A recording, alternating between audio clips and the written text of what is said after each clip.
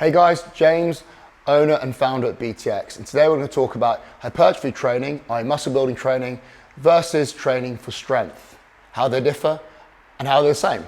So let's start with building your quads, your quadriceps. Usually people think the king of all exercise for a lower body is squats, okay? So when you're doing a squat, yes, of course you'll load your quads, but after a while, your form will go. Eventually your lower back will get tired, you'll start to fatigue, and eventually you'll fail at one point.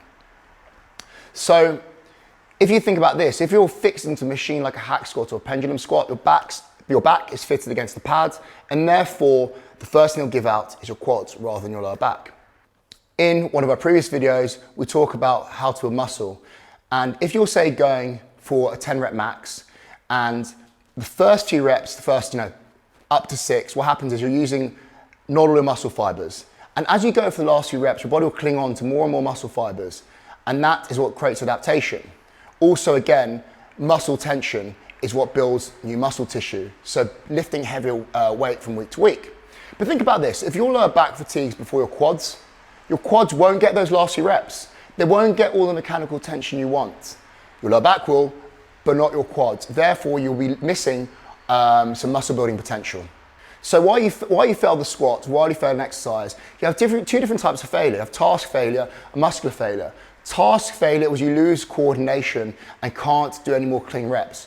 Either squat when you start to round out your lower back, that's task failure, where your coordination goes and you can't lift any more reps. But what you really want here is muscular failure to build muscle. If you're not tapping again into those muscle fibers, you won't get that adaptation that you want to build muscle. Therefore, for building muscle, quite often using machines is preferable. So again, if you're using a pendulum squat, you will tap into those fibers, because what will give out is going to be muscular failure, where you literally can't lift the weight anymore. Your quads are going to get exhausted, and therefore you're going to get that adaptation. So how does this work with program design?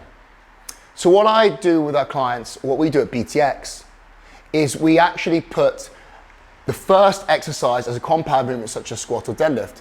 The reason is 99% of people, I do want to get them strong. I don't want to just build their quads. What we want to do is build balance in their physique and get them coordinated. They also need to build some coordination as well.